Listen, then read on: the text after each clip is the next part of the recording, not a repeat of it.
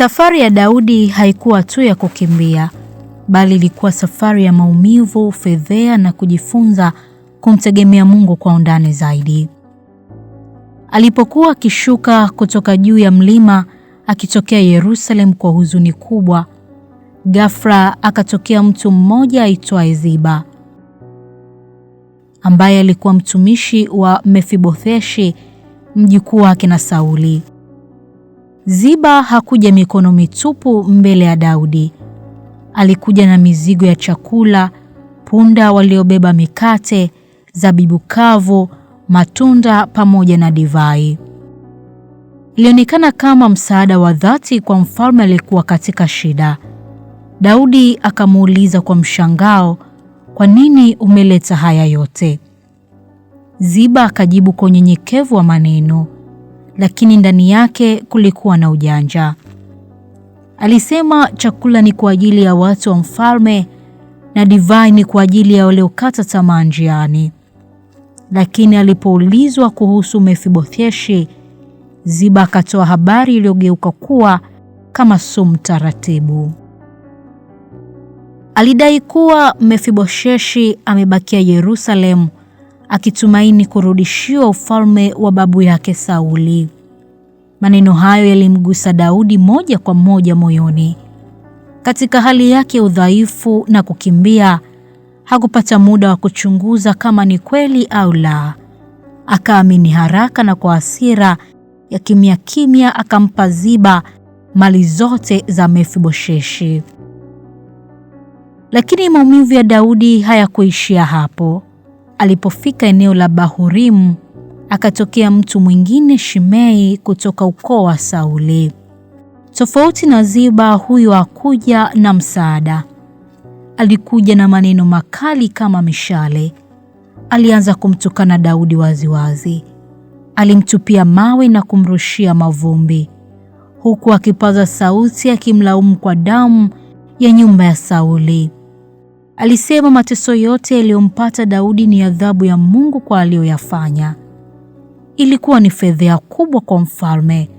Mtu aliyewahi kuheshimiwa sasa anatembea akitukanwa mbele ya watu wake.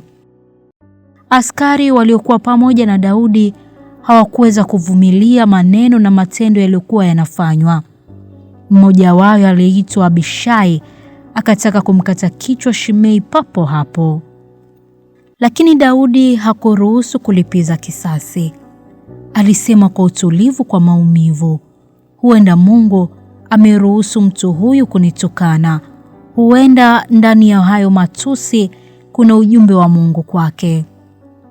Hivyo akaendelea na safari yake, akinyamaza, akivumilia, akilia moyoni. Na watu wake waliinua macho yao wakimwangalia mfalme wao, si kama shujaa wa vita, bali kama mtu aliyepitia kuvunjika kwa moyo. Wakati huo huo, Yerusalemu, Absalomu alikuwa ameingia mjini kwa nguvu. Alipokelewa kama mshindi. Pembeni yake alikuwa Ahithofeli, mshauri mwenye akili kali sana. Na ghafla akaonekana pia Hushai, rafiki wa Daudi, lakini sasa akijifanya kuwa upande wa Absalomu. Absalomu alishangaa kidogo kumwona Hushai. Akajiuliza kwa nini amemwacha Daudi. Lakini jambo hilo halikuwa ni gumu kwa Hushai. Kwa ustadi mkubwa wa maneno akajionyesha kuwa yuko upande wa mfalme mpya. Lakini ushauri wa Ahithofeli ukaja kama radi. Akamwambia Absalomu afanye jambo la kushangaza na la ajabu ili aweze kuchukua masuria wa baba yake waliokuwa wameachwa kama walinzi wa nyumba ya mfalme. Hii haikuwa tu tamaa au dhalilishaji wa familia.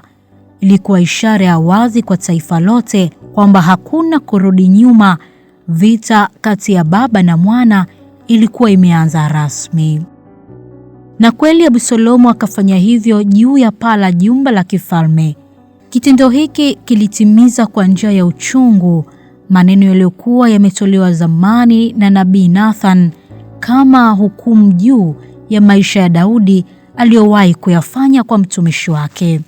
Usiku ulikuwa mzito Yerusalemu, ndani ya jumba la kifalme. Absalomu alikuwa ameketi kama mfalme mpya, huku pembeni yake akiwa na washauri wawili, watu wawili wenye akili lakini waliokuwa na nia tofauti kabisa. Mmoja alikuwa ni Ahithofeli, mtu ambaye ushauri wake ulikuwa ukihesabiwa kama neno kutoka kwa Mungu. Na mwingine alikuwa ni Hushai, rafiki wa Daudi, lakini sasa yupo humo ndani kama mpelelezi wa siri. Ahithofeli akasimama akatoa pendekezo lake. Hakutaka muda upotee bure. Alipendekeza wachague wanaume 12,000 mara moja, waondoke usiku huo huo, wamfuate Daudi akiwa bado amechoka na hana nguvu, ili waweze kumshambulia kwa ghafla, wawatishe watu wake, wamuue Daudi akiwa peke yake, na kwa kufanya hivyo watu wote wangeachwa bila kiongozi na wangeweza kurejea kwa Absalomu kwa urahisi. Absalomu na wazee wa Israeli wakauona kuwa ushauri huo ni mzuri sana. Lakini kabla ya uamuzi kufungwa, Absalomu akataka pia kusikia kutoka kwa Hushai. Hushai akasimama kwa ujasiri. Akajua hii ilikuwa nafasi ya kuokoa maisha ya Daudi. Kwa utulivu na hekima akaanza kuzungumza. Safari hii ushauri wa Ahithofeli si mzuri, alianza kwa kusema hivyo. Akaanza kumchora Daudi kwa picha ya kutisha, akisema Daudi si mtu wa kawaida, ni shujaa wa vita mwenye uzoefu mkubwa. Alisema pia kwamba watu wake ni wapiganaji waliokasirika kama dubu aliyenyang'anywa watoto wake. Akamwambia kuwa Daudi hawezi kulala mahali pa wazi, amejificha mahali pa siri. Hivyo kama wakishambulia haraka na wakapata hasara kidogo tu, habari zitasambaa kwamba jeshi la Absalomu limeanza kushindwa. Hapo ndipo Hushai akageuza kabisa mwelekeo. Akapendekeza kitu tofauti. Akusanye Israeli yote kutoka Dani mpaka Beersheba, jeshi kubwa lisilohesabika, kisha Absalomu mwenyewe aweze kuongoza vita. Kwa maneno yake akaleta picha ya ushindi mkubwa na wa kujivunia. Badala ya shambulio la haraka, Absalomu na watu wake wakasikiliza.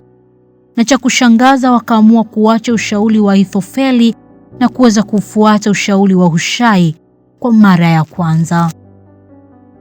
Mara tu baada ya uamuzi huo, Hushai hakupoteza muda. Akatuma habari kwa makuhani Sadok pamoja na Abiathari akielezea kila kitu kilichotokea.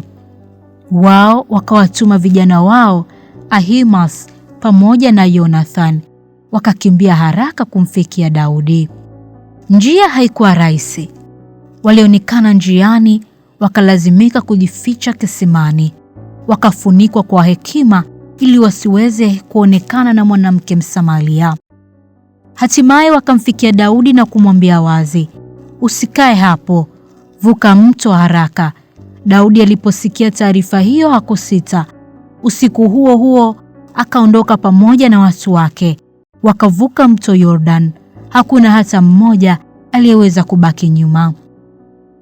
Wakati huo Ahithofeli alipoona kuwa ushauri wake kwa mara ya kwanza umeweza kukataliwa, alijua jambo moja, mpango wa Absalomu umeanza kuharibika.